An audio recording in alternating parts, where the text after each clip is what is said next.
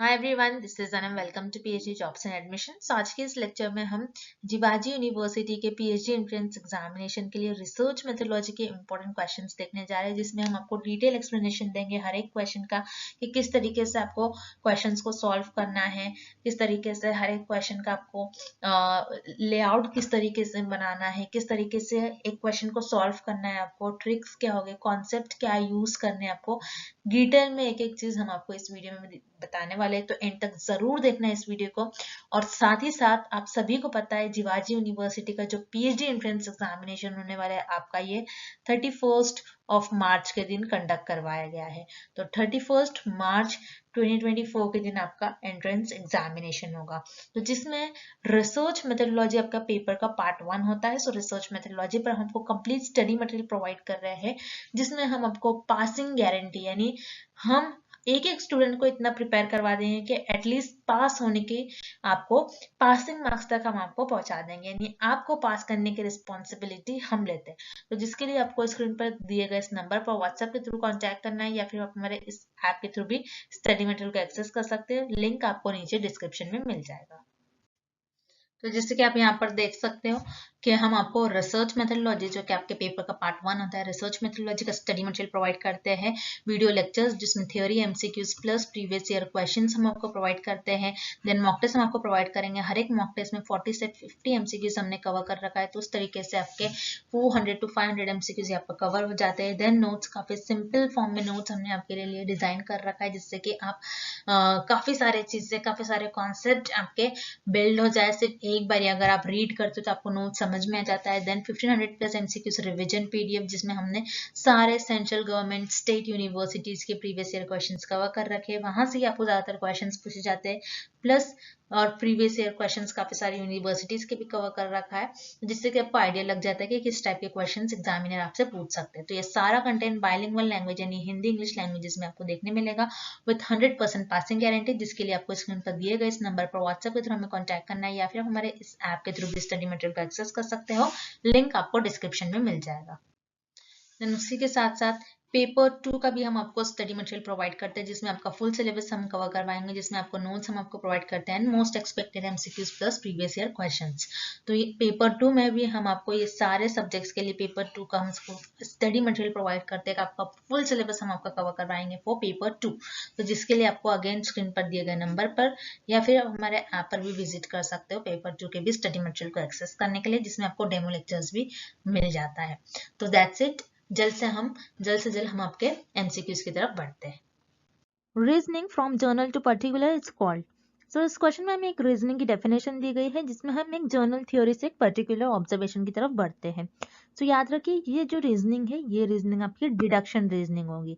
तो basically research में दो ही टाइप की रीजनिंग होती है, एक होती है आपकी first induction and the second is deduction. तो इंडक्शन रीजनिंग क्या होती है और डिडक्शन रीजनिंग क्या होती है, हम इस डायग्राम के थ्रू समझते हैं। जैसे इंडक्शन रीजनिंग में आपको बॉटम से देखना है। इंडक्शन रीजनिंग में हम एक ऑब्जर्वेशन करते हैं, चीजों को देखते हैं और ऑब्जर्व करते हैं। ऑब्जर्व के बाद हमने जो चीजें देखी है उसका एक पैटर्न फॉलो करते हैं। देन उस पर हम हाइपोथेसिस ले डाउन करते हैं, एंड देन उस हाइपोथेसिस की मदद से हम एक थ्योरी को डेवलप करते हैं। लेकिन उसी तरीके से डिडक्शन में हमारे पास क्या होती है, जर्नल थ्योरी अवेलेबल होती है। जर्नल हमारे पास थ्योरी एक अवेलेबल होती है, general point of views available होते हैं, एंड जर्नल थ्योरी के बेसिस पर हम उस पर हाइपोथेसिस ले डाउन करते हैं, उस हाइपोथेसिस को हम ऑब्जर्व करते हैं, एंड देन लास्ट में हम एक पर्टिकुलर ऑब्जर्वेशन बताते हैं और उस ऑब्जर्वेशन को हम कंफर्म करते हैं। सो ये होती है आपकी डिडक्शन रीजनिंग। सो याद रखिएगा, induction reasoning and deduction reasoning इस टॉपिक पर एग्जाम में कंपलसरी आपको एक क्वेश्चन पूछा ही जाता है, और इस क्वेश्चन का आपका राइट आंसर हो जाएगा option C, deduction. Next, The amount of non-response might be maximum in case of। इस क्वेश्चन में हमें पूछ रहा है ऐसा कौन सा डेटा कलेक्शन टूल है जिसमें जो रिस्पोंडेंट है, मतलब जो रिसर्चर के क्वेश्चंस को आंसर कर रहे हैं, रिस्पॉन्स कर रहे हैं, उनका रिस्पॉन्स मैक्सिमम नहीं होगा, नॉन रिस्पॉन्स लिखा है यहाँ पर। सो याद रखिए, ऐसा डेटा कलेक्शन टूल जिसमें जो रिस्पोंडेंट है उनका रिस्पॉन्स मैक्सिमम नहीं होगा, वो होता है आपका डेटा कलेक्शन टूल मेल सर्वे। क्योंकि मेल सर्वे में क्या होता है, जो रिसर्चर है, रिसर्चर रिस्पोंडेंट को क्वेश्चन सेंड कर देते हैं, और फिर उनका रिस्पॉन्स कर कर जो रिस्पोंडेंट है फिर बाद में रिसर्चर को वो उनका रिस्पॉन्स भेज देते हैं। सो यहाँ पर मेल क्वेश्चनर में जो रिसर्चर है जो रिस्पोंडेंट है, रिस्पोंडेंट का चांस ऐसा होगा कि वो मैक्सिमम रिस्पॉन्स नहीं कर सकते, यहाँ पर उनका रिस्पॉन्स करने का जो चांस होता है वो मैक्सिमम नहीं कर सकते। उसी तरीके से हम रिमेनिंग ऑप्शंस भी देख लेते हैं, जैसे पर्सनल इंटरव्यू हो रहा है, यानी 1-to-1 face to face interview हो रहा है।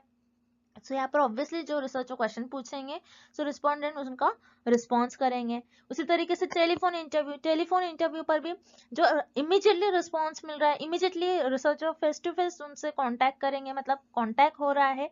सो यहाँ पर टेलीफोन इंटरव्यू में भी जो रिस्पोंडेंट है वो उनका चांस ज्यादा होता है कि वो रिस्पॉन्स करे। देन लास्ट इज ऑब्जर्वेशन में यहाँ पर रिसर्चर का मेन रोल होता है, क्योंकि रिसर्चर खुद चीजों को ऑब्जर्व करते हैं, यहाँ पर रिस्पोंडेंट का कोई रोल ही नहीं होता है।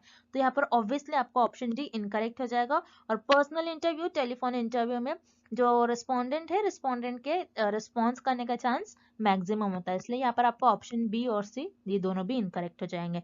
और इस क्वेश्चन का आपका राइट आंसर हो जाएगा ऑप्शन ए, मेल्ड क्वेश्चन है। सो याद रखिएगा, एग्जाम में डेटा कलेक्शन टूल से आपको एग्जाम में 1 और 2 क्वेश्चंस पूछे ही जाते हैं। सो ऐसे टाइप के क्वेश्चंस आप आपके एग्जाम में डायरेक्टली एक्सपेक्ट कर सकते हो। Next, what is superior correlation? इस क्वेश्चन में हमें पूछ रहा है सुपीरियर कोरिलेशन का मीनिंग क्या होती है, डेफिनेशन क्या होती है। सो याद रखिए, सुपीरियर कोरिलेशन क्या होता है, जब भी आपके पास दो वेरिएबल्स होते हैं, उन दो वेरिएबल्स में कुछ ना कुछ कोरिलेशन होगा, लेकिन आप ये नहीं कह सकते हो कि उनके बीच में कॉजल रिलेशन होगा। मतलब दो वेरिएबल होंगे, एक वेरिएबल ए एंड एक वेरिएबल बी, इनके बीच में कुछ ना कुछ रिलेशन तो होगा, लेकिन इनके बीच में कॉज एंड इफेक्ट रिलेशनशिप नहीं होगा। जैसे मान लीजिए हम एक एग्जांपल लेते हैं, in the month of June के मंथ में आपने एक पर्टिकुलर सिटी में ये देखा, वहां पर आइसक्रीम की जो सेल्स थे ये बहुत ज्यादा हो रही थी, और आपने उसी मंथ में ये भी देखा कि उस पर्टिकुलर सिटी में और उस पर्टिकुलर एरिया में चोरी भी ज्यादा हो रही है। सो यहाँ पर आप कह सकते हो कि आइसक्रीम की ज्यादा सेल हो रही है एंड चोरी भी ज्यादा हो रही है। सो यहाँ पर जो आप दोनों भी वेरिएबल देख रहे हैं, आपको ऐसा देखने से लग रहा है कि दोनों भी वेरिएबल में कुछ ना कुछ रिलेशन है, क्योंकि एक वेरिएबल बढ़ रहा है तो दूसरा वेरिएबल भी बढ़ ही रहा है। लेकिन आप ये नहीं कह सकते हो कि आइसक्रीम की वजह से उस पर्टिकुलर सिटी में, उस पर्टिकुलर एरिया में चोरी ज्यादा हो रही है। लेकिन आप ये कह सकते हो कि आइसक्रीम की सेल ज्यादा हो रही है एंड यहाँ पर चोरी भी ज्यादा हो रही है, तो इनके बीच में कुछ ना कुछ हमें ऐसा लग रहा है, आइडिया लगेगा, क्योंकि ये दोनों भी जो वेरिएबल्स है सेम डायरेक्शन में मूव कर रहे हैं। लेकिन यहाँ पर कॉज एंड इफेक्ट रिलेशनशिप नहीं है, आइसक्रीम के ज्यादा सेल्स होने की वजह से चोरी ज्यादा नहीं हो रही है। तो इसे हम कहते हैं सुपीरियर कोरिलेशन। तो सुपीरियर कोरिलेशन क्या होता है कि वेरिएबल्स के बीच में कुछ ना कुछ रिलेशन होगा, लेकिन कॉजल इफेक्ट रिलेशनशिप नहीं होगा, मतलब कॉजल रिलेशन नहीं होगा। तो आपका इस क्वेश्चन का जो राइट ऑप्शन हो जाएगा वो हो जाएगा option C, correlation between two variables having no causal relation. Next, all the following are parametric test except. इस क्वेश्चन में हमें फाइंड आउट करना है कि पैरामेट्रिक टेस्ट का टाइप हमें किस ऑप्शन में गिवन नहीं है। सो पैरामेट्रिक टेस्ट ये टर्म कहाँ से आया है, पैरामेट्रिक टेस्ट ये टर्म होता क्या है, हम इस डायग्राम के थ्रू समझते हैं। तो याद रखिए, हाइपोथेसिस को हम अपनी रिसर्च में टेस्ट करते हैं। हाइपोथेसिस एक टेंटेटिव स्टेटमेंट होता है जो रिसर्चर के अजम्पशंस और गेसेस पर बेस्ड होता है। तो रिसर्चर जब भी हाइपोथेसिस को टेस्ट करते हैं तो सिर्फ और सिर्फ नल हाइपोथेसिस को टेस्ट करते हैं। नल हाइपोथेसिस को रिसर्चर जब टेस्ट करते हैं उसमें हाइपोथेसिस टेस्टिंग का यूज करते हैं। सो हाइपोथेसिस टेस्टिंग का यूज करने के लिए रिसर्चर को स्टैटिस्टिकल टेस्ट का यूज करते हैं रिसर्चर। स्टैटिस्टिकल टेस्ट क्या होते हैं, स्टैटिस्टिकल टेस्ट आपके दो टाइप के टेस्ट होते हैं, जिसमें होते हैं आपका parametric test and non parametric test.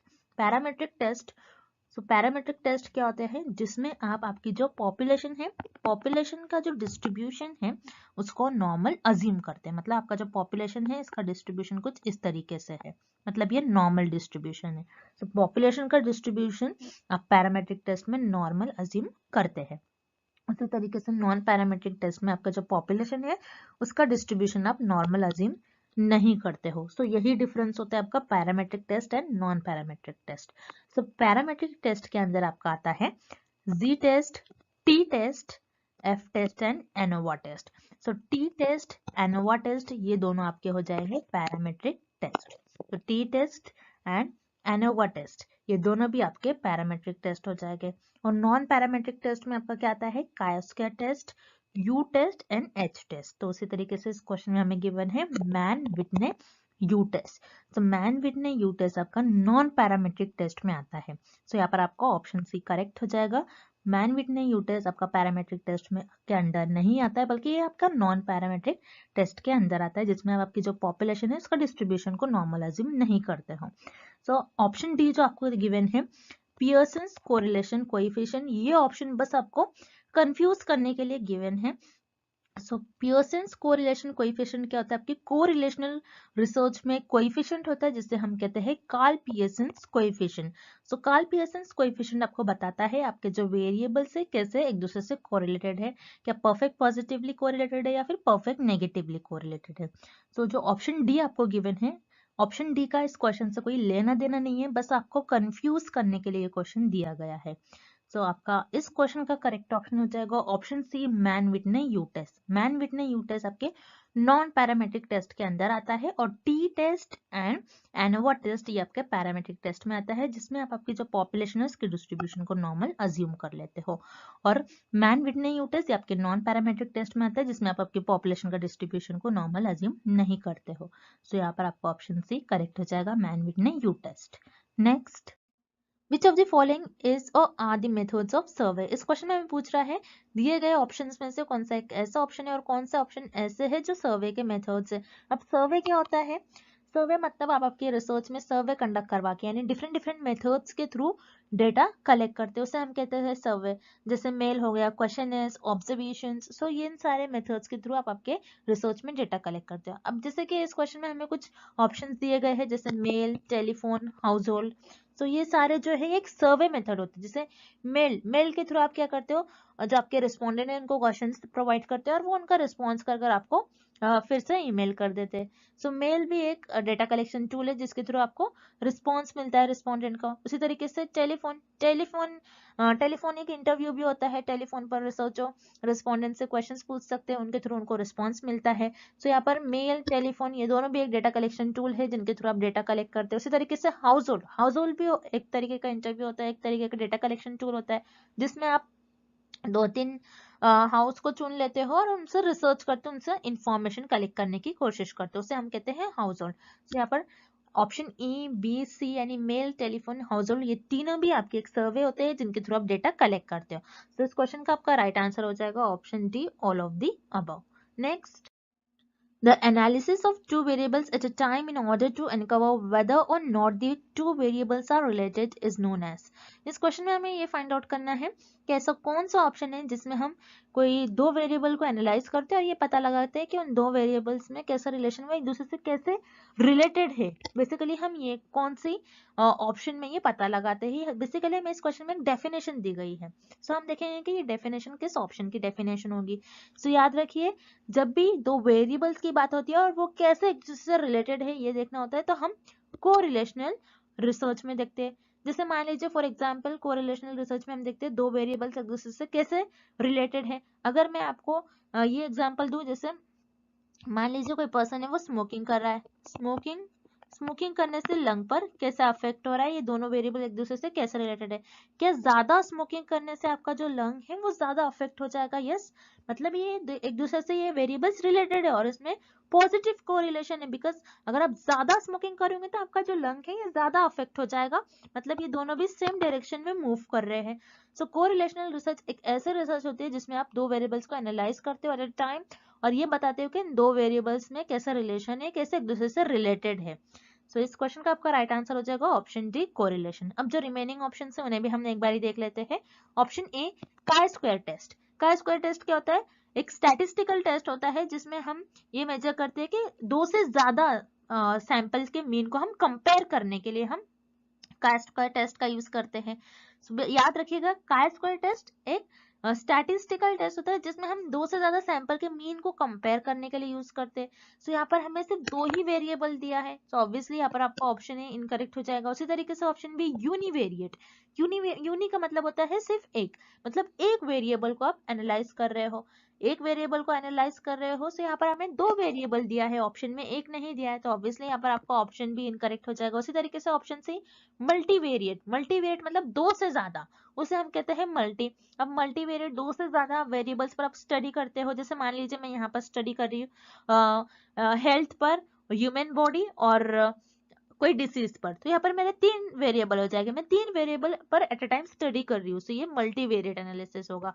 सो इस क्वेश्चन का ऑप्शन सी भी इनकरेक्ट हो जाएगा। सो इस क्वेश्चन का आपका राइट आंसर हो जाएगा ऑप्शन डी, कोरिलेशनल रिसर्च। सो याद रखिएगा कार स्क्वायर टेस्ट पर भी क्वेश्चन बहुत बार पूछा गया आपके एग्जाम में, तो कार स्क्वायर टेस्ट पर क्वेश्चन आने के ज्यादातर चांसेस है, और कोरिलेशनल रिसर्च पर 1-2 क्वेश्चन कंपलसरी आपको एग्जाम में देखने मिलेगा।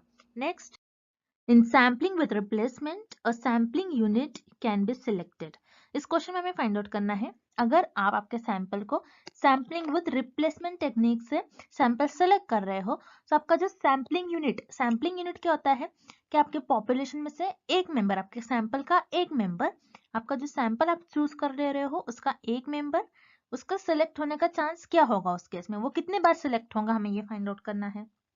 तो सैम्पलिंग विथ रिप्लेसमेंट, जिसको आपको शॉर्ट फॉर्म भी ये भी याद रखना है, simple random sampling with replacement, इसका शॉर्ट फॉर्म होता है SRSWR।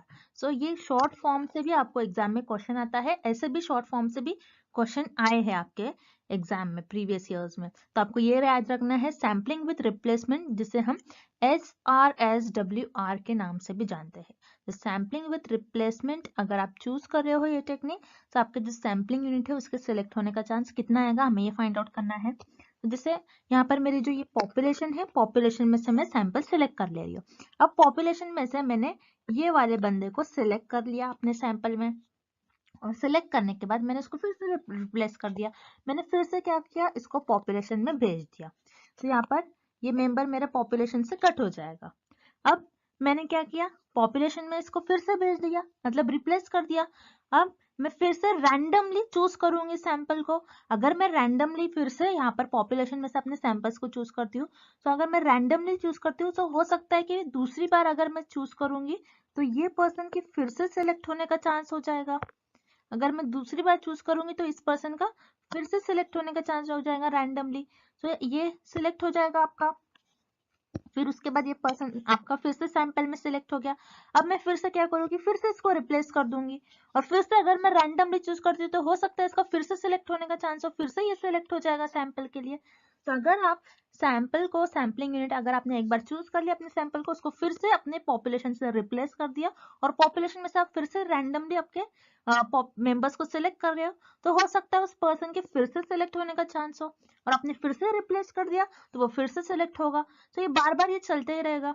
सो अगर आप आपके सैम्पलिंग यूनिट को आप रिप्लेस कर रहे हो पॉपुलेशन से, और पॉपुलेशन में से आप फिर से रैंडमली सैंपल सिलेक्ट कर रहे हो, तो उस केस में वो पर्सन बार बार सिलेक्ट हो जाएगा। सो उस पर्सन के, उस सैम्पलिंग यूनिट के बार बार सिलेक्ट होने का चांस हो जाएगा। दैट्स व्हाई आपका करेक्ट ऑप्शन हो जाएगा मोर देन वन टाइम। सो यहाँ पर आपका ऑप्शन भी करेक्ट है, more than one time. Next, a reasoning where we start with certain particular statements and conclude with a universal statement is called। इस question में हमें एक रीजनिंग की डेफिनेशन गिवन है, हमें फाइंड आउट करना है ये कौन सी रीजनिंग होगी, क्या ये डिडक्टिव रीजनिंग होगी, इंडक्टिव या फिर एबनॉर्मल रीजनिंग होगी, हमें ये फाइंड आउट करना है। तो इस क्वेश्चन में हमें ये बता रहा है कि एक रीजनिंग है, उस रीजनिंग को आपने स्टार्ट किया एक पर्टिकुलर स्टेटमेंट से, मतलब एक पर्टिकुलर आपने कुछ चीजों को, एक पर्टिकुलर चीज को ऑब्जर्व करा, ऑब्जर्व कर कर आपने उस एक यूनिवर्सल स्टेटमेंट दिया, मतलब ऑब्जर्व कर कर आपने एक जर्नल स्टेटमेंट दिया, जर्नल थ्योरी दी। तो ये कौन सी रीजनिंग में आएगा, हमें ये फाइंड आउट करना है। सो रिमेंबर, आपको ये दो रीजनिंग याद रखनी है, inductive reasoning and deductive reasoning. Deductive reasoning में आप क्या करते हो, आपके पास एक थ्योरी होती है डिडक्टिव रीजनिंग में, उस थ्योरी पर आप हाइपोथेसिस ले डाउन करते हो, आप गेस करते हो, एंड उस हाइपोथेसिस को ऑब्जर्व करते हो, एनालाइज करते हो, एंड देन लास्ट में आप कंफर्म करते हो आपके रिजल्ट, या फिर रिजेक्ट कर देते हो। देन इंडक्टिव रीजनिंग में क्या होता है, आप ऑब्जर्व करते हो कोई चीज को, जैसा इस क्वेश्चन में हमें गिवन है, एक पर्टिकुलर स्टेटमेंट को कंक्लूड किया, एक पर्टिकुलर स्टेटमेंट को ऑब्जर्व किया, देन एक पैटर्न फॉलो किया, देन उस पर एक टेंटेटिव हाइपोथेसिस ले डाउन करा, एंड देन उसके बेसिस पर एक थ्योरी जनरेट करा। यूनिवर्सल स्टेटमेंट मतलब एक यूनिवर्सल, सबके लिए एक थ्योरी, एक जर्नल थ्योरी एक जर्नल थियोरी डेवलप किया। तो इंडक्टिव रीजनिंग वो रीजनिंग होती है जिसमें आप पर्टिकुलर स्टेटमेंट को कंक्लूड करते हैं, पर्टिकुलर स्टेटमेंट को ऑब्जर्व करते हैं एंड कंक्लूड कर आपको यूनिवर्सल स्टेटमेंट देते हो, मतलब एक जर्नल थ्योरी देते हो। सो ये आपकी डेफिनेशन हो जाएगी इंडक्टिव रीजनिंग की। वेराज डिडक्टिव रीजनिंग में आप क्या करते हो, आपके पास ऑलरेडी थ्योरी अवेलेबल होती है, उस पर हाइपोथेसिस ले डाउन करते हो, उस थ्योरी को आप ऑब्जर्व करते हो, एनालाइज करते हो एंड देन रिजल्ट देते हो। सो ये आपके डिडक्टिव रीजनिंग की डेफिनेशन नहीं हो जाएगी। देन यहाँ पर आपको ऑप्शन सी गिवन है एबनॉर्मल रीजनिंग। एबनॉर्मल रीजनिंग आपके साइकोलॉजी से रिलेटेड एक टर्म है। सो ये आपका ऑप्शन सी इनकरेक्ट हो जाएगा। बस रिसर्च में आपको दो ही टाइप की रीजनिंग याद रखना है, इंडक्टिव एंड डिडक्टिव। सो हम फिर से एक बार देख लेते हैं। डिडक्टिव रीजनिंग वो होती है जिसमें आपके पास ऑलरेडी थ्योरी अवेलेबल होती है, उस थ्योरी पर आप हाइपोथेसिस ले डाउन करते हो, देन उस हाइपोथेसिस को आप ऑब्जर्व करते हो, एनालाइज करते हो एंड देन रिजल्ट कंफर्म कर देते हो। इंडक्टिव रीजनिंग वो रीजनिंग होती है जिसमें आप कोई पर्टिकुलर ऑब्जर्व करते, पर्टिकुलर चीजों को ऑब्जर्व करते, एक पर्टिकुलर स्टेटमेंट देते हो, देन पैटर्न फॉलो करते हैं, देन उस पर टेंटेटिव हाइपोथेसिस ले डाउन कर एक जर्नल थ्योरी देते हो, यूनिवर्सल स्टेटमेंट देते हो। तो ये हो जाएंगे आपकी डेफिनेशन इंडक्टिव रीजनिंग की। सो यहाँ पर आपका ऑप्शन भी करेक्ट हो जाएगा। Next, The performed dash survey is extrapolated to fit the entire population. इस क्वेश्चन में हमें फाइंड आउट करना है कि आपने एक सर्वे परफॉर्म करा, आपने एक सर्वे कंडक्ट करवाया, उस सर्वे में आपने कुछ स्मॉल पार्ट लिया, इस स्मॉल पार्ट पर आपने आपकी रिसर्च परफॉर्म की और उससे आपके जो भी रिजल्ट्स आ रहे थे, आपको जो भी रिजल्ट मिल रहे थे, जो भी आपके ऑब्जर्वेशन थे, मान लीजिए जो भी आपके रिजल्ट ऑब्जर्वेशन थे, इसी के बेसिस पर आपने आपकी जो इंटायर पॉपुलेशन है, आपकी जो पूरी पॉपुलेशन है, पूरी इंटायर पॉपुलेशन पर आपने कमेंट करा। सो इसे हम क्या कहते हैं, हमें इस क्वेश्चन में फाइंड आउट करना है। अब मान लीजिए आपने सर्वे कंडक्ट करवाया, तो आपने सर्वे कंडक्ट करवाया एक स्मॉल पार्ट पर, एक्स्ट्रापोलेटेड, एक स्मॉल पार्ट पर आपने उस इंटायर पॉपुलेशन के एक स्मॉल पार्ट पर, मतलब आपके पास ये इंटायर पॉपुलेशन है, इस इंटायर पॉपुलेशन के आपने कुछ मेंबर्स को सेलेक्ट कर लिया, जो आपने जिस मेंबर्स को सेलेक्ट कर लिया वो आपका एक स्मॉल पार्ट बन गया जिसे हम सैंपल कहते हैं। अब इस सैंपल पर आपने रिसर्च परफॉर्म की। अब आपने जो रिसर्च परफॉर्म की उसके बाद आपको जो रिजल्ट मिल रहे हैं, जो ऑब्जर्वेशंस मिल रहे हैं, इसी रिजल्ट्स और ऑब्जर्वेशंस के बेसिस पर आपने पूरी जो इंटायर पॉपुलेशन थी, इस रिजल्ट को आपने इंटायर पॉपुलेशन पर फिट कर दिया और इस इंटायर पॉपुलेशन पर आपने कुछ कमेंट कर दिया। तो आपने क्या किया, इंटायर पॉपुलेशन के कुछ मेंबर्स को सेलेक्ट कर लिया जो कि आपका सैंपल बन गए। इस सैंपल पर आपने रिसर्च परफॉर्म की। रिसर्च परफॉर्म करने के बाद आपके जो रिजल्ट आ रहे हैं, जो ऑब्जर्वेशंस आ रहे हैं, आपने ये पूरी पॉपुलेशन पर फिट कर दिया। सो आपने यहाँ पर क्या किया, सैंपल पर रिसर्च की। हमें इस क्वेश्चन में मेन यही इसी पॉइंट पर फोकस करना है। आपने क्या करी, इंटायर पॉपुलेशन पर, ये तो हमें क्वेश्चन में दिया ही गया है कि इंटायर पॉपुलेशन के आपने कुछ पार्ट पर रिसर्च की, इंटायर पॉपुलेशन के आपने कुछ पार्ट पर रिसर्च की और रिसर्च से आपके जो ऑब्जर्वेशन और रिजल्ट आ रहे थे, ये आपने पूरी पॉपुलेशन पर फिट कर दिया, अप्लाई कर दिया। सो ये जो स्मॉल पार्ट था आपका, ये जो स्मॉल पार्ट है, ये क्या है आपका, हमें यही फाइंड आउट करना, आपने क्या सर्वे, किस चीज पर आपने सर्वे करवाया। सो आपने एक पूरी इंटायर पॉपुलेशन के कुछ मेंबर्स लेकर उन पर रिसर्च की। तो वो जो कुछ मेंबर्स थे आपके, ये हो जाएगा आपका सैंपल। सो यहाँ पर आपका करेक्ट ऑप्शन हो जाएगा सैंपल। आप सैंपल पर रिसर्च परफॉर्म करते हो, उसके जो रिजल्ट आते हैं वो इंटायर पॉपुलेशन पर आप अप्लाई करते हो और फिट करते हो, तो उसे हम कहते हैं सैंपल। अब जो रिमेनिंग ऑप्शन है जो इनकरेक्ट है, हम वो भी देख लेते हैं। सेंसस क्या होता है, सेंसस आप पूरी इंटायर पॉपुलेशन पर परफॉर्म करते हो, ना कि इंटायर पॉपुलेशन के कुछ पार्ट पर। सो यहाँ पर आपका ऑप्शन ए इनकरेक्ट हो जाएगा। Then option C accidental. Accidental ये आपके सैम्पलिंग का एक टाइप होता है, यहाँ पर आप कोई सर्वे कंडक्ट नहीं करवाते हो। सो एक्सीडेंटल बेसिकली एक आपकी सैम्पलिंग का टाइप होता है, आपको याद रखना है। यहाँ पर आपका ऑप्शन सी भी इनकरेक्ट हो जाएगा। सो यहाँ पर आपका करेक्ट ऑप्शन हो जाएगा option B sample. Next, primary data can be obtain from which of the following source. इस क्वेश्चन में हमें फाइंड आउट करना है कि प्राइमरी डेटा को हम कौन से दिए गए ऑप्शन में से कौन से सोर्सेज के थ्रू जनरेट कर सकते हैं और ऑब्टेन कर सकते हैं। सो पहले तो आपको पता होना चाहिए कि प्राइमरी डेटा होता क्या है। तो याद रखिएगा, रिसर्च में दो टाइप के डेटा होता है, एक होता है प्राइमरी डेटा और एक होता है सेकेंडरी डेटा। अब प्राइमरी डेटा क्या होता है, प्राइमरी डेटा वो डेटा होता है जो रिसर्चर खुद जनरेट करते हैं, रिसर्चर खुद जनरेट करते हैं, उससे हम कहते हैं प्राइमरी डेटा। और सेकेंडरी डेटा क्या होता है, जो रिसर्चर खुद जनरेट नहीं करते, जो ऑलरेडी पब्लिश डेटा होता है, ऑलरेडी पब्लिश जो डेटा होगा उससे हम कहते हैं वो सेकेंडरी डेटा है। सो आपको याद रखना है रिसर्च में आपके दो टाइप के डेटा होता है, एक होता है प्राइमरी डेटा और एक होता है आपका सेकेंडरी डेटा। प्राइमरी डेटा क्या होता है, जो रिसर्चर खुद जनरेट करते हैं, जो रिसर्चर खुद जनरेट करते हैं उससे हम कहते हैं प्राइमरी डेटा। और सेकेंडरी डेटा क्या होता है, जो रिसर्चर खुद जनरेट नहीं करते बल्कि वो ऑलरेडी पब्लिश्ड डेटा होता है, उससे हम कहते हैं सेकेंडरी डेटा। अब इस क्वेश्चन में हमें पूछ रहा है कि प्राइमरी डेटा जो है, प्राइमरी डेटा हम किस सोर्सेस के थ्रू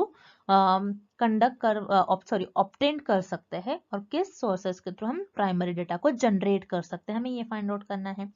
सो याद रखिएगा बुक्स, न्यूज़पेपर एंड जर्नल, ये तीनों भी में आपके पास जो भी डेटा होता है बुक्स में, न्यूज़पेपर में और जर्नल में, ये ऑलरेडी पब्लिश्ड होता है। सो ऑलरेडी पब्लिश्ड होता है इसलिए आपका सेकेंडरी डेटा के अंडर आएगा। और मॉनिटरिंग रिपोर्ट, मॉनिटरिंग रिपोर्ट मतलब आप खुद कोई चीजों को मॉनिटर कर रहे हो, जैसे आप कोई मान लीजिए कोई आप वैक्सीन बना रहे हो, सो वैक्सीन में आपको कैसा, आपके जो ऑब्जर्वेशंस थे, आपने क्या देखा, आपने किन किन चीजों को मॉनिटर किया, आपने देखा कि आपने जिन जिन पर्सन को वैक्सीन दिया उनमें आपने कोई बिहेवियर देखा उनका, सो उन सारी चीजों को आपने बिहेवियर अपने सारी चीजों को ऑब्जर्व करके डेटा एक रिपोर्ट करा, आपने आपके रिपोर्ट में लिखा कि मैंने ये ऑब्जर्व करा, ये वैक्सीन यूजफुल होगी। सो यहाँ पर मॉनिटरिंग रिपोर्ट्स में आपने क्या करा, खुद आपके ऑब्जर्वेशन से खुद आपने देखकर आपने उस डेटा को अपने रिपोर्ट में लिखा, जनरेट करा। सो मॉनिटरिंग रिपोर्ट्स ही आपके प्राइमरी डेटा में आएगा। दैट्स व्हाई पर आपका करेक्ट ऑप्शन हो जाएगा option D, monitoring reports. And a tool in research demands priority on, ठीक है, तो यहाँ पर हमें कुछ रिसर्च के टूल्स दिए गए हैं और यू कैन से रिसर्च के कुछ कैरेक्टरिस्टिक्स दिए गए हैं। तो यहाँ पर जो मेन है, जिस चीज पर हम रिसर्च में किन टूल्स को ज्यादा प्रायोरिटी देते हैं, डिमांड किस चीज की है, तो हमें इस क्वेश्चन में ये बताना है, ठीक है। तो option is objectivity. Yes, objectivity जो है, ऑब्जेक्टिविटी यानी हमारे रिसर्च का एम क्या है, ठीक है, आप क्यों रिसर्च परफॉर्म कर रहे हो, उसका मोटिव क्या है, उसका एम क्या है, आपको क्यों परफॉर्म करना है, उसका ऑब्जेक्टिव क्या है, आप जो रिसर्च परफॉर्म कर रहे हैं उससे जो आउटकम्स आए हैं क्या वो हमारी सोसाइटी के लिए बेनिफिशियल हो गए या फिर नहीं, हम क्यों परफॉर्म करें वो रिसर्च, उससे हमें कुछ बेनिफिट होना चाहिए, तो यही होता है ऑब्जेक्टिविटी। यस, रिसर्च हम इसीलिए परफॉर्म करते कि वो एक ऑब्जेक्टिव हो, ठीक है, उसका पीछे कुछ मोटिव हो, उसके पीछे कुछ एम हो, तो yes it is very important. और जो ऑब्जेक्टिविटी टूल है रिसर्च में हम इसको बहुत ज्यादा प्रायोरिटी देते हैं, ठीक है। देन साइक्लिकलिटी, साइक्लिकलिटी क्या होता है, जैसे कि आपको पता है रिसर्च को जो मेथड है, रिसर्च एक साइक्लिक प्रोसेस है, जहां से आप स्टार्ट करोगे वहां पर एक पॉइंट पर आके वो एंड होता है। So yes, this is also very important कि आप कैसे मेथड्स यूज कर रहे हो, किस तरीके से आप रिसर्च परफॉर्म कर रहे हो, साइक्लिकलिटी होनी चाहिए आपकी रिसर्च में। Then third is reliability. Reliability क्या होता है, याद रखना है, रिलायबिलिटी जो होता है आपका वैलिडिटी से अपोजिट होता है। रिलायबिलिटी का मतलब होता है आप मोर देन जो आपका जो भी आप एक्सपेरिमेंट्स परफॉर्म कर रहे हो, आप जो भी रिजल्ट लाना चाहते हो, आप एक से ज्यादा बार परफॉर्म करते हो, ओके, मोर देन वंस, ठीक है, यानी आप जो जैसे मान लीजिए फॉर एग्जाम्पल के थ्रू हम समझते हैं, मान लीजिए आप वेइंग मशीन से वेट कर रहे हैं, ठीक है, आपका जो एक्चुअल वेट है, मान लीजिए आपका एक्चुअल वेट है 40 kg, ठीक है, और आपने क्या करा, ये देखा आपने कि ये जो वेइंग मशीन है ये रिलायबल है या फिर नहीं है, तो आपने क्या करा, इसी वेट मशीन से आपने 3 टाइम्स वेट करा, ठीक है, 3 टाइम्स वेट करा, तो फर्स्ट टाइम आपका रिजल्ट आ रहा है 38, सेकेंड टाइम अगेन 38, अगेन 38, तो यहाँ पर ये जो रिजल्ट है आपका जो वेट है ये प्रॉपर एक्यूरेट वेट तो नहीं दिखा रहा, लेकिन हर बार आप जब टेस्ट कर रहे हो तो ये क्या हो रहा है, आपका सेम रिजल्ट बता रहा है, ठीक है। लेकिन वैलिडिटी जो होती है ये इसका अपोजिट होता है। वैलिडिटी क्या होती है, जो आपका एक्चुअल मेजरमेंट है वही ये मशीन बताए, तब हम कहेंगे कि वो रिसर्च वैलिड है, ठीक है। रिलायबिलिटी यानी आप देख रहे हो कि रिजल्ट रिलायबल आ रहा है या फिर नहीं, आप बार बार चेक कर रहे हो उसको, ठीक है, ये होता है आपका reliability. Very important, again very important characteristics और very important tool in research. So यहाँ पर सारे जो है हम इसको रिसर्च में, सारे टूल्स को हम रिसर्च में हाई प्रायोरिटी पर रखते हैं, तो इसीलिए इस क्वेश्चन का आपका राइट आंसर हो जाएगा option D, all of the above. Next, the normal distribution is the one which the value of.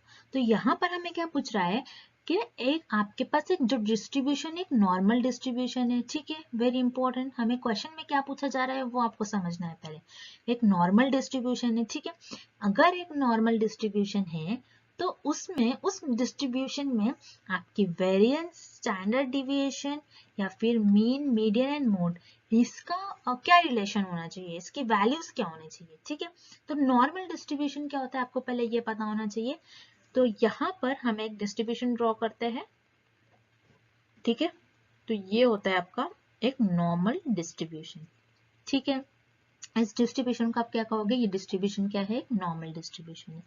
अब यहाँ पर जो सारे टर्म्स यूज करे गए आपके ऑप्शंस में, variance, standard deviation, mean, mode, median, तो ये सारे टर्म्स क्या होते हैं आपको इसका मीनिंग पता होना चाहिए, तभी आप इस क्वेश्चन को सॉल्व कर पाओगे, ठीक है।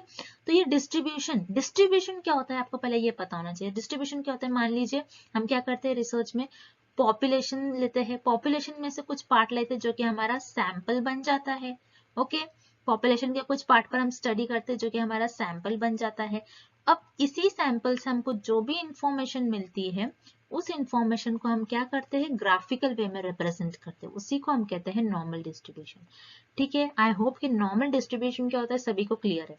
देन अब उसके बाद यहाँ पर आपको देखना है इस डिस्ट्रीब्यूशन में फर्स्ट हम ऑप्शन देखते हैं जिसमें जो टर्म्स यूज करे गए, वेरिएंस एंड स्टैंडर्ड डिविएशन। तो पहले हम देखेंगे स्टैंडर्ड डिविएशन क्या होता है।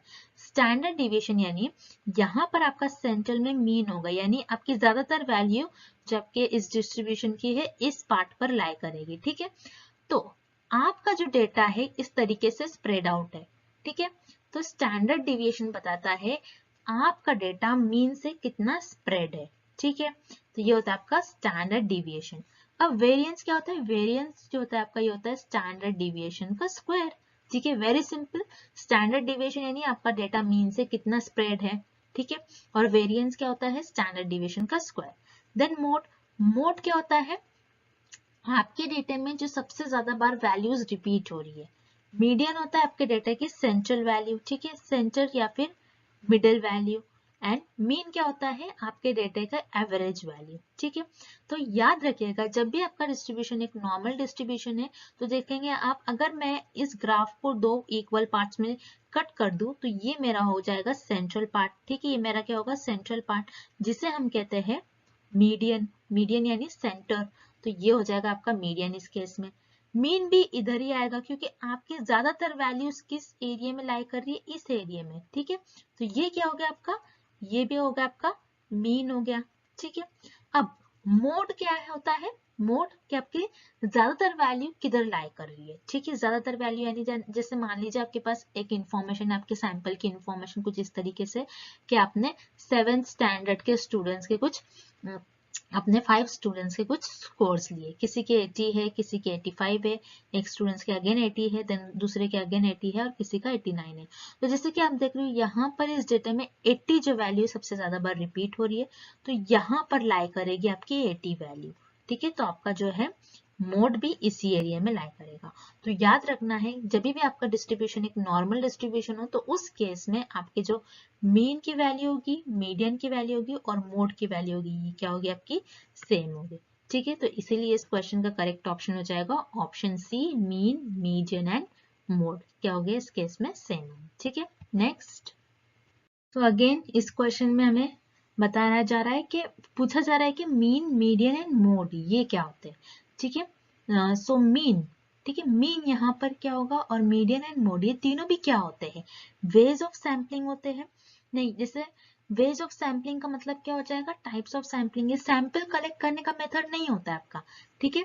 तो मीन, मीडियन एंड मोड क्या होते हैं, ये होते हैं आपके मेजर्स ऑफ सेंट्रल टेंडेंसी, ठीक है।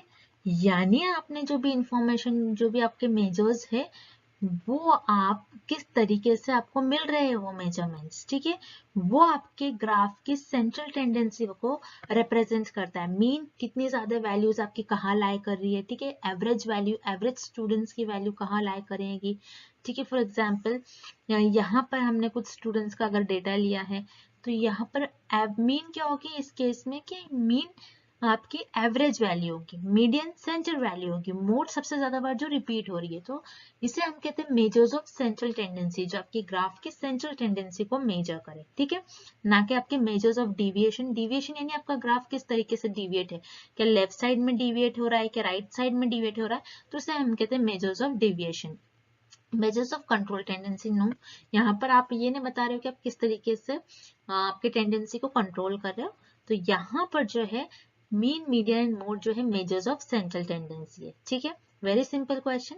तो यहाँ पर ना ही वेज ऑफ सैम्पलिंग है, ना ही मेजर्स ऑफ डिविएशन है, ना ही मेजर्स ऑफ सेंट्रल टेंडेंसी है। तो इसीलिए आपके इस क्वेश्चन का राइट आंसर हो जाएगा option D, none of the above, ठीक है। Next, a type of probability sampling method, ठीक है। तो यहाँ पर इस क्वेश्चन में हमें क्या बताया जा रहा है कि कौन से ऑप्शन में हमें दिए गए ऑप्शंस में से कौन से ऑप्शन में हमें प्रोबेबिलिटी सैम्पलिंग मेथड का हमें टाइप दिया गया है, ये आपको बताना है, ठीक है।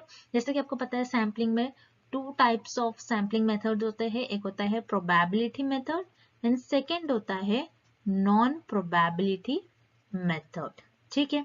प्रोबेबिलिटी मेथड क्या होता है, जिसमें रिसर्चर्स जो है उनकी पॉपुलेशन जो है बेसिकली होमोजीनियस होती है, ठीक है। यहाँ पर रिसर्चर्स जो है रैंडमली अपने पॉपुलेशन में से मेंबर्स को सिलेक्ट करते हैं, अपने सैंपल्स को सिलेक्ट करते हैं।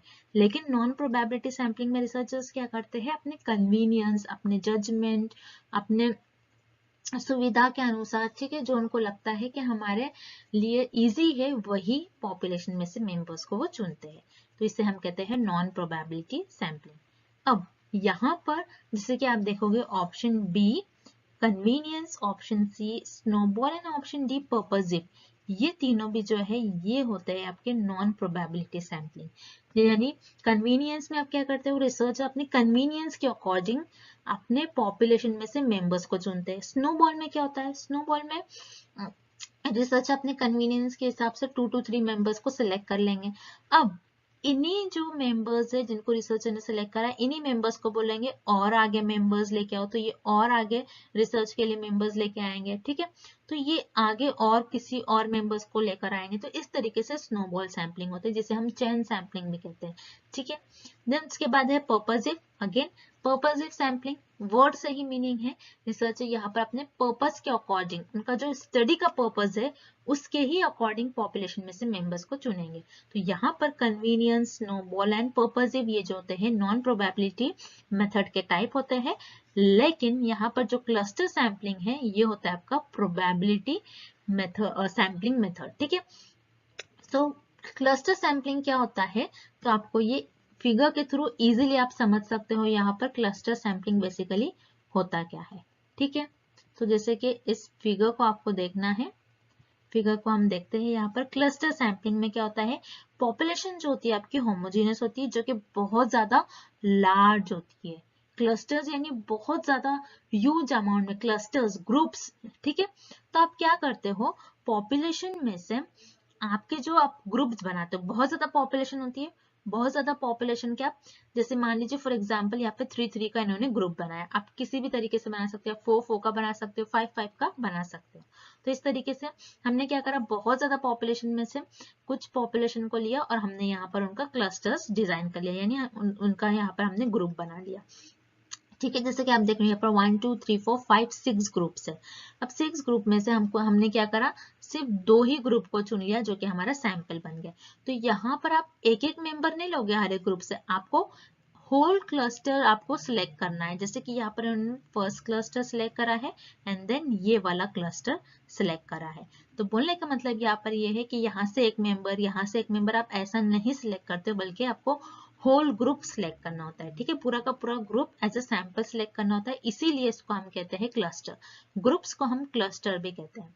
तो इसीलिए क्लस्टर में क्या होता है, होमोजेनियस पॉपुलेशन होती है और यहाँ पर रिसर्च अपने कन्वीनियंस के अकॉर्डिंग नहीं, रैंडमली सिलेक्ट करना होता है पॉपुलेशन में से मेंबर्स को, और पॉपुलेशन जो क्लस्टर्स है उसमें से एज इट इज क्लस्टर को रैंडमली चूज करना होता है। तो इसीलिए यहाँ पर जो है क्लस्टर यहाँ पर करेक्ट ऑप्शन हो जाएगा। It is a type of probability sampling method. Okay, next, which of the following variables can be classified only under the nominal category? तो यहाँ पर हमें कुछ पॉइंट्स गिवन है और हमें बताना है कि ये जो पॉइंट्स हमें दिए गए हैं इनमें से कौन से पॉइंट्स नॉमिनल कैटेगरी के अंडर बिलोंग करेंगे। ठीक है, तो नॉमिनल कैटेगरी क्या होती है, जैसे कि मेजर्स ऑफ स्केल्स जो होते हैं जिसमें नॉमिनल, ऑर्डिनल, ठीक है, इंटरवल, रेशो, ये 4 टाइप्स के स्केल्स ऑफ मेजरमेंट्स होते हैं, जिसमें फर्स्ट होता है नॉमिनल। वेरी सिंपल कैटेगरी होती है। नॉमिनल में आप क्या करते हो, बस आपके पास जो भी इंफॉर्मेशन होती है, जो भी डेटा होता है उसके कैटेगरी के हिसाब से, ठीक है, उनके कैरेक्टरिस्टिक्स के बेसिस पर बेसिकली आप यहाँ पर चीजों को कैटेगरी वाइज आप ऑर्गेनाइज करते हो, ठीक है, या फिर क्लासिफाइड करते हो। सो नॉमिनल कैटेगरी में यहाँ पर आपको देखना है बेसिकली आपके पास जो भी डेटा होगा वो डेटा आपके पास क्वालिटेटिव फॉर्म में होगा, ये आपको याद रखना है। ठीक है, very important point, nominal category में जो भी आपके पास डेटा होता है बेसिकली क्वालिटेटिव डेटा होता है। ठीक है, क्वालिटेटिव डेटा होता है, ये आपको याद रखना है। तो वन बाय वन हम सारे पॉइंट्स देख लेंगे।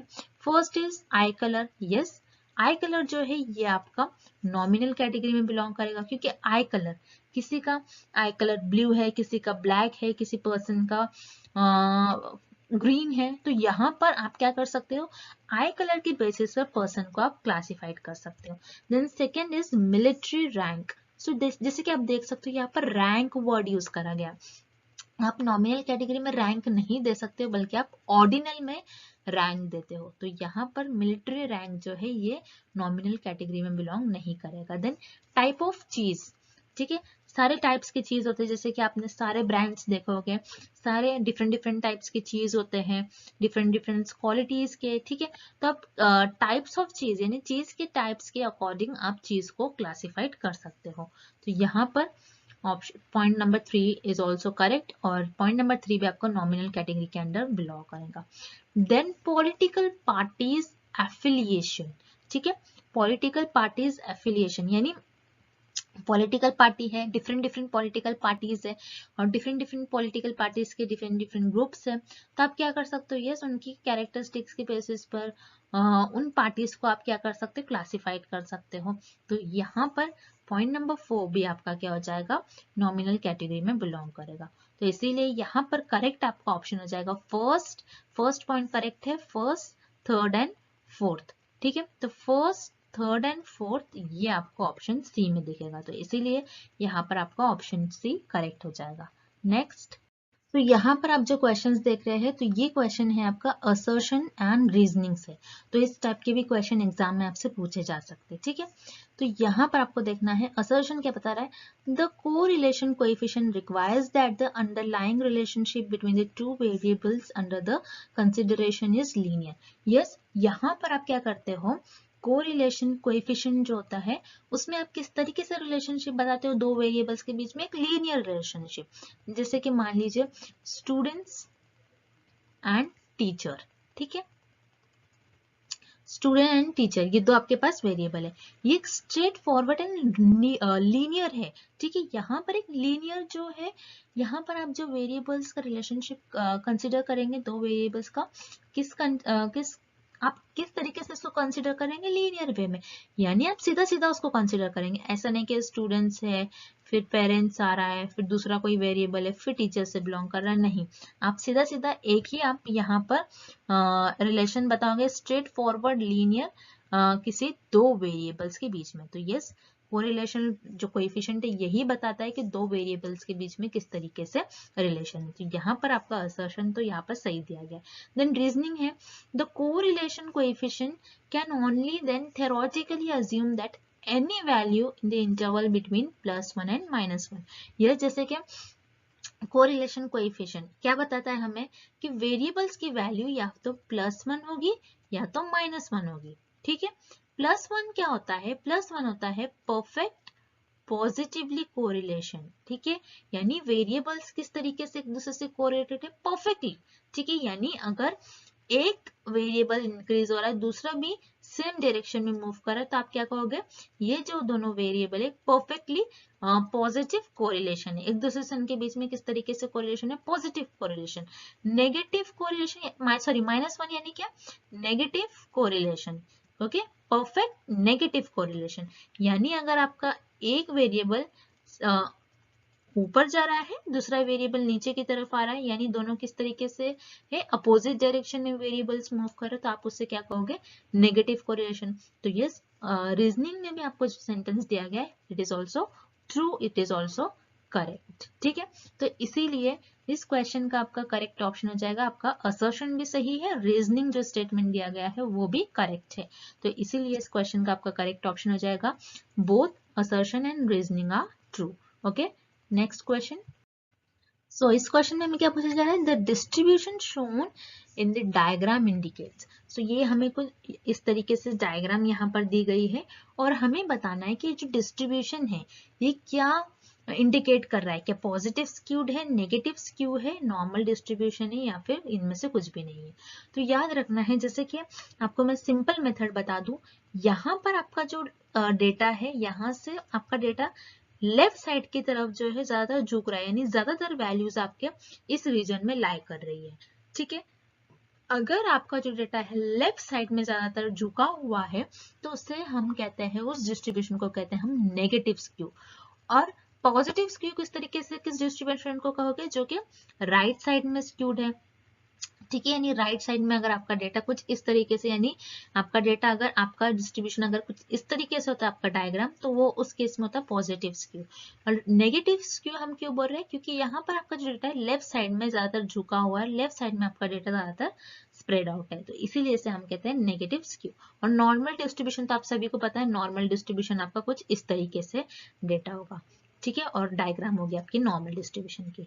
तो ये जो डिस्ट्रीब्यूशन है आपका, ये एक नेगेटिव स्क्यूड डिस्ट्रीब्यूशन है, क्योंकि यहाँ पर नेगेटिव साइड में आपकी ज्यादातर वैल्यू लाई करेगी, तो इसीलिए इस क्वेश्चन का आपका करेक्ट ऑप्शन हो जाएगा option B, negative skew. Okay, next, key characteristics of experimental research design are. ठीक है, तो यहाँ पर हमें एक्सपेरिमेंटल डिजाइन की बेसिकली जो मेन कैरेक्टरिस्टिक्स है उसके बारे में पूछा जा रहा है। Option 1 is randomisation. यस, अगर आप एक्सपेरिमेंटल रिसर्च परफॉर्म करते हो तो उसमें जो आप वेरिएबल्स चूज करते हो, ठीक है, जो आप वेरिएबल्स लोगे और जिस फैक्टर्स पर आप रिसर्च करते हो, तो उसको वो जो आप वेरिएबल्स लोगे और किसी चीजों पर आप रिसर्च कर रहे हो, तो उसके लिए आपको क्या होगा, रैंडमाइजेशन, रैंडमली आपको सिलेक्ट करना होगा वेरिएबल्स को। ठीक है, देन यहाँ पर आपका जो है second, control of extraneous variable. Yes, it is also an की कैरेक्टर ऑफ एक्सपेरिमेंटल रिसर्च। ठीक है, कंट्रोल ऑफ एक्सट्रेनियस वेरिएबल, जैसे कि आपको पता है जब भी हम रिसर्च करते हैं independent variable and dependent variable के बीच में, इंडिपेंडेंट वेरिएबल का हम इफेक्ट देखते हैं डिपेंडेंट वेरिएबल पर, तो इस स्टडी में क्या होता है, समटाइम्स एक्सट्रेनियस वेरिएबल यानी एक्स्ट्रा वेरिएबल आते हैं जो कि हमारे स्टडी का पार्ट नहीं होते, लेकिन वो हमारे स्टडी को अफेक्ट करते हैं। तो इसीलिए रिसर्चर को एक्सट्रेनियस वेरिएबल को कंट्रोल करना ही पड़ता है, बहुत जरूरी होता है। तो यहाँ पर randomization, control of extraneous variable, ये दोनों भी मेन कैरेक्टर है एक्सपेरिमेंटल रिसर्च के।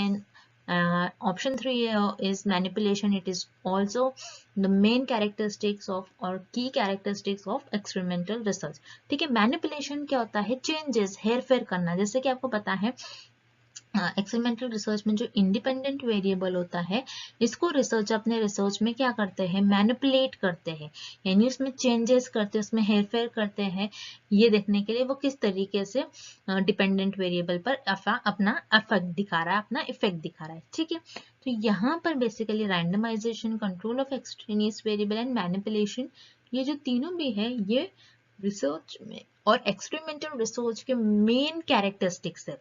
याद रखना आपको, एक्सपेरिमेंटल रिसर्च के की कैरेक्टरिस्टिक्स आपके तीनों भी होते हैं, तो इसीलिए इस क्वेश्चन का आपका करेक्ट ऑप्शन हो जाएगा option D, all of the above. Okay, next, gender, religion and blood group are measured at. इस क्वेश्चन में हमें फाइंड आउट करना है gender, religion and blood group, ये तीनों भी चीज को मेजर करने के लिए आप कौन सी स्केल ऑफ मेजरमेंट का यूज करोगे।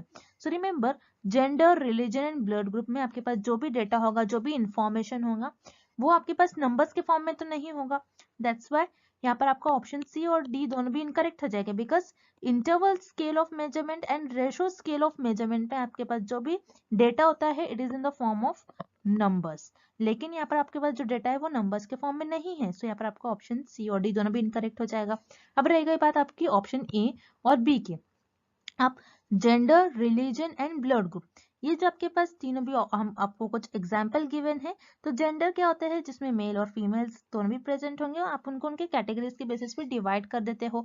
उसी तरीके से रिलीजन को और ब्लड ग्रुप को भी, लेकिन यहाँ पर आप किसी चीज को रैंक नहीं दे सकते हो। आप ऐसा नहीं कह सकते कि फीमेल अच्छे होते हैं, मेल ही अच्छे होते हैं, फीमेल ही अच्छे होते हैं, आप किसी चीज को रैंक नहीं दोगे। सो ऑर्डिनल स्केल ऑफ मेजरमेंट में हम किसी भी चीज को रैंक देते हैं। सो यहाँ पर आपको जो इन्फॉर्मेशन गिवन है और जो चीजें गिवन है जैसे जेंडर, रिलीजन, ब्लड ग्रुप, आप उसमें किसी भी चीज को रैंक नहीं देंगे, किसी चीज को बताओगे नहीं कि ये रिलीजन अच्छा है, वो रिलीजन अच्छा है, ये जेंडर अच्छा है, वो जेंडर अच्छा है। दैट्स व्हाई पर आपका ऑप्शन बी भी इनकरेक्ट हो जाएगा। अब रह गई बात आपकी ऑप्शन ए की, नॉमिनल स्केल ऑफ मेजरमेंट।